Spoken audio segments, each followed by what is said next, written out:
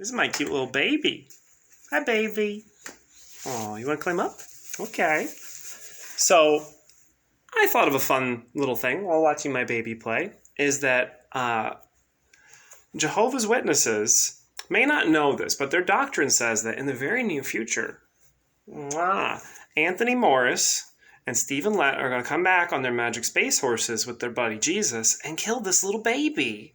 Yeah, they're going to shoot him with fireballs and lightning and maybe drop him in a big hole. It is... You want to get down, bud? All right. That's okay. I'm only saying this because he doesn't understand, so he can't be traumatized.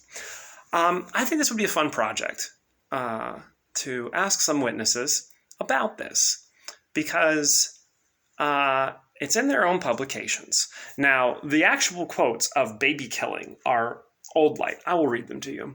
From the Reasoning book on page 44 to 49, what will happen to young children at Armageddon?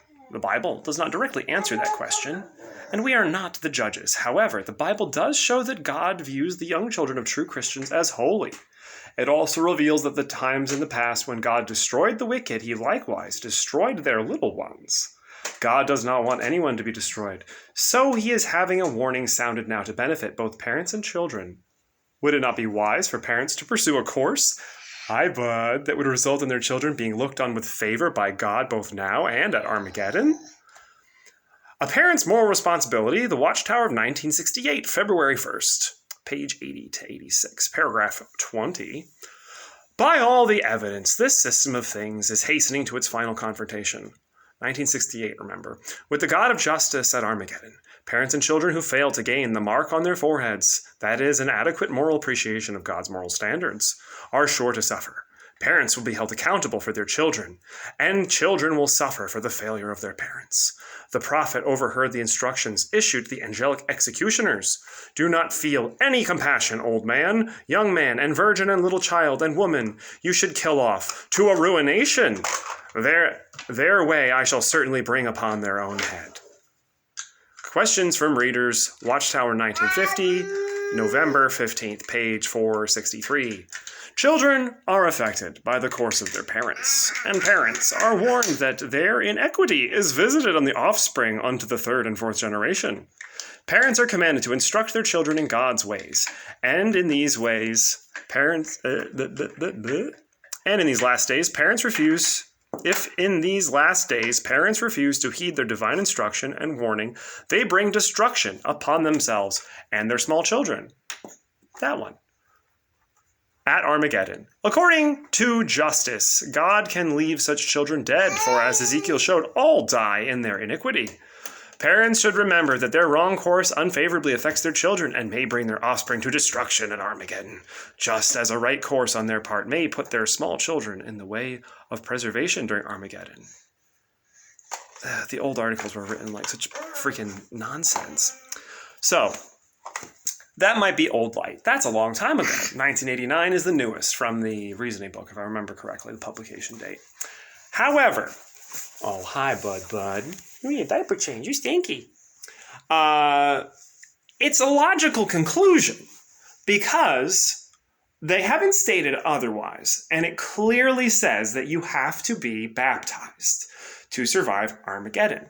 And I will read you two recent quotes from that. So one is from the Watchtower of 2019, October. Keep busy during the last days. Now, this is talking about the preaching work, but there's a quote in here that says, you want to play for me, phone?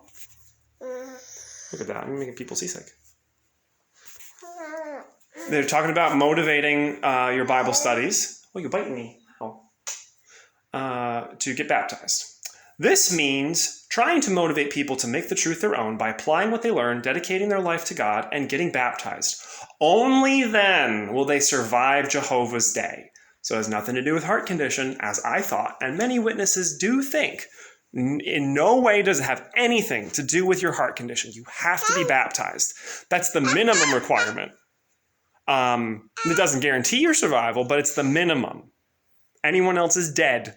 And it's repeated going back to 1950 on the Watchtower Online Library and before. There's no Old Light. It's all the same light. You gotta get baptized or you're dead. The other quote is from the Pure Worship book, Put a Mark on Their Foreheads, which is 2018 and recent study material. To survive the coming destruction, individuals need to prove their faith now. And a little ... as I clip out the long boring part. It lists all the things you need to do to prove your faith. They need to react favorably to the preaching work that is being done today, to continue putting on a Christ-like personality, to get baptized in symbol of their dedication, and to support Christ's brothers. So this is an and statement. All of these things need to be done in order to meet the condition of surviving Armageddon.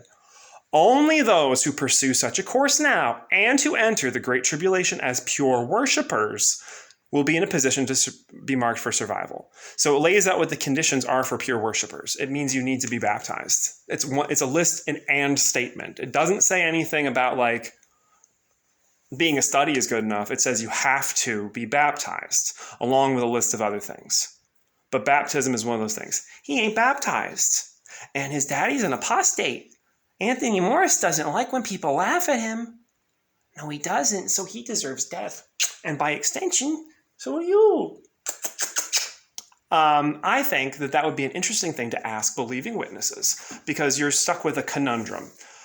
You have to believe everything that's in printed material or you're an apostate. So either you have to be fine with baby murder, which makes you a psycho, or you have to disagree with the printed material, which is apostasy. And the third option is to say, well, you know, we'll see, new light, we don't really know. You do know, it's printed, so now you're refusing to believe the printed material. It sounds like apostasy, doesn't it, brother? I think I might need to report you for apostasy. Anyway, I don't think it seems moral or fair or just to kill babies for the sins of their parents, or in general. Not a good thing to do. He's little and stinky, and he doesn't know any better, and he can't make any moral decisions. So why should he be worthy of capital punishment by divine execution? It's nonsense. So I will put the links in the description for those references if you want to look them up for yourself. And if you don't care about getting outed as a potential apostate, I would love to know the mental gymnastics needed to justify these things. Because like I said, you might justify the baby murder as old light. They don't really talk about that anymore because it's a bad look. But they still do say the thing that can get you to the exact same logical conclusion. Anyone who isn't baptized dies. The baby isn't baptized. That means he dies. Unless there's going to be, less than 8 million adults and then hundreds of millions of children that we just have to gather up with nets. Their survivals just have to go around and just herd up all these loose babies. It's so silly. It's very, very silly. Anyway, ask them. See what happens if their brain melts or not. Because it's pretty hard to justify baby murder and not sound like an absolute psychopath. That's all I've got for you. I need to change that boy's diaper, and I need to go play with him because he's a cutie. So, I will see you next time.